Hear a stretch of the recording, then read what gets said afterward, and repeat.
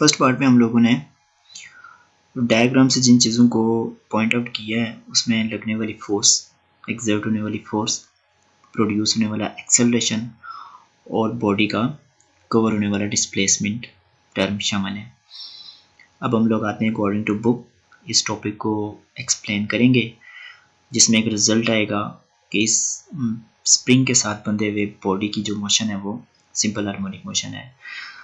दो नई टर्म आपके सामने आएंगी, आपने उनको साइड पे लिख भी लीजिएगा। पॉइंट्स जो आपने अंडरस्टैंड करने हैं उसमें सबसे पहले जो टर्म है वो है हुक्स लॉ। हुक्स लॉ के बाद restoring force. Hooke's law and restoring force हमें इसके रिजल्ट के बारे में बताएंगे। आइए इसको स्टार्ट करते हैं फ्रॉम द टॉपिक। हम लोगों ने मैस स्प्रिंग सिस्टम को एक्सप्लेन यहाँ से करना है। Consider a body of mass m attached to a spring placed on the horizontal frictionless surface. If the spring is stretched or compressed through small displacement x from its main position, it exerts a force F on the mass. हमने फर्ज किया एक body जिसका मास m है, उसको एक spring के साथ अटैच करके हॉरिजॉन्टल फ्रिक्शनलेस सरफेस के ऊपर रखा गया है। जब हम लोग स्प्रिंग को स्ट्रेच और कंप्रेस करते हैं स्मॉल डिस्प्लेसमेंट x तक उसकी मेन पोजीशन से, तो क्या होता है, it exert a force on the mass. इस बॉडी पर एक फोर्स एक्सर्ट करती है। यहाँ से हुक्स लॉ के अकॉर्डिंग लगने वाली फोर्स डिस्प्लेसमेंट डायरेक्शन, जो लगने वाली फोर्स है वो डायरेक्टली प्रोपोर्शनल होगी to the change in length के ऑफ द स्प्रिंग। मतलब जब हम लोग स्प्रिंग को स्ट्रेच करते हैं उसकी वजह से जो बॉडी पर फोर्स एक्सर्ट होती है, वो जो फोर्स होती है वो डायरेक्टली प्रोपोर्शनल होगी डिस्प्लेसमेंट जो बॉडी कवर कर रही है। That's why F is proportional to x। This is the statement of Hooke's law. जब हम लोग डायरेक्टली प्रोपोर्शनल का साइन खत्म करते हैं, इक्वलिटी का साइन लेकर आते हैं, साथ में कांस्टेंट आ जाएगा k और साथ में डिस्प्लेसमेंट x की वैल्यू आ जाएगी। ये साथ नेगेटिव साइन भी इंडिकेट किया जा रहा है। Negative sign indicates that the direction of force and displacement is opposite to each other, that's why negative sign. और जो ये जो k की वैल्यू, ये k कांस्टेंट है, यहाँ पे एक स्पेसिफिक कांस्टेंट है जिसको हम नाम देंगे स्प्रिंग कांस्टेंट का। अगर हम लोग k की वैल्यू को यहाँ से निकालें तो k will be equal to minus F over X के इक्वल हो जाएगा। एक्स यहाँ इसके साथ मल्टीप्लाई हो रहा है तो राइट हैंड साइड आकर डिवाइड हो जाएगा, साथ में नेगेटिव साइन। तो लिखा हुआ है के की जो वैल्यू होती है वो डिपेंड करती है स्टिफनेस ऑफ द स्प्रिंग के।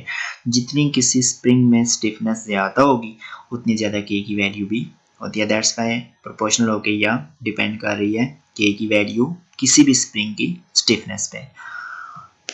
नेक्स्ट रिजल्ट को प्रूव करने के लिए हम लोग सेकेंड लॉ ऑफ न्यूटन का सेकेंड लॉ हम लोग लगाते हैं। हम लोग जानते हैं फोर्स एम ए के इक्वल है, और इस इक्वेशन में फोर्स को जब हम लोग रिप्लेस कर देंगे एम ए से तो के की वैल्यू बन जाएगी K is equal to minus M A over x.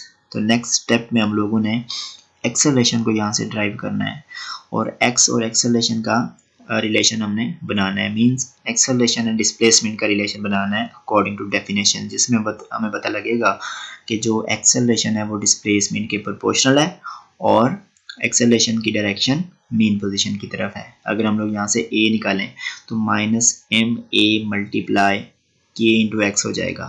Negative sign को उठा के राइट साइड पे ले आए तो a will be equal to K over M into X के इक्वल हो जाएगा। नेक्स्ट इक्वेशन इस तरह से आएगी, और ये जो k ओवर m है, k is the constant of proportionality and m is the mass of the body. दोनों चीज़ें कांस्टेंट हैं। तो अगर इस सारे को हम लोग कांस्टेंट रख के इसको रिप्लेस कर दें डायरेक्टली प्रोपोर्शनल के साइन से, तो रिलेशन क्या बन जाएगा, a is proportional to minus x। This is the result. ये जो इक्वेशन है ये हम लोगों को दो रिजल्ट के बारे में बता रही है कि जब बॉडी में जो एक्सेलरेशन प्रोड्यूस हो रहा है वो डिस्प्लेसमेंट के डायरेक्टली प्रोपोर्शनल है, और एक्सेलरेशन की डायरेक्शन नेगेटिव साइन से इंडिकेट की जा रही है, वो हमेशा मेन पोजीशन की तरफ है या जिस डायरेक्शन में डिस्प्लेसमेंट कवर हो रहा है उसके अपोजिट है। तो कंक्लूजन हमारे पास आएगी, acceleration of the mass attached to the spring is directly proportional to its displacement from the mean position and is directed toward the mean position. Hence horizontal motion of the mass spring system is SHM। क्योंकि इस relation से दोनों चीज़ें according to definition prove हो रही हैं, that's why spring से बंधे हुए मैस की जो मोशन है वो SHM होगी। And negative sign indicate that the force exerted by the spring is always directed opposite to the displacement of the mass. यहाँ तक हम लोगों ने एक पार्ट प्रूव किया है कि अगर हमसे ये क्वेश्चन पूछा जाए prove that mass spring system is SHM, तो उसको हम लोग यहाँ तक प्रूव कर सकते हैं। आपकी बुक में मैं आप लोगों को उसका एक रिव्यू दिखा देता हूँ। ये है आपके पास सिंपल हार्मोनिक मोशन का टॉपिक 10.1, इसकी डेफिनेशन आपने करनी है। उसके बाद ये वाला first case, motion of mass spring, mass attach to a spring, ये आप लोगों ने सारे का सारा with the help of diagram इसको आपने एक्सप्लेन करना है। ये पेज नंबर 3 पे आ जाएगा रिस्टोरिंग फोर्स की डेफिनेशन तक। यहाँ तक हमारा टॉपिक हुआ कंप्लीट। नेक्स्ट पार्ट इंशाल्लाह हम लोग नेक्स्ट लेक्चर में करेंगे। Thank you.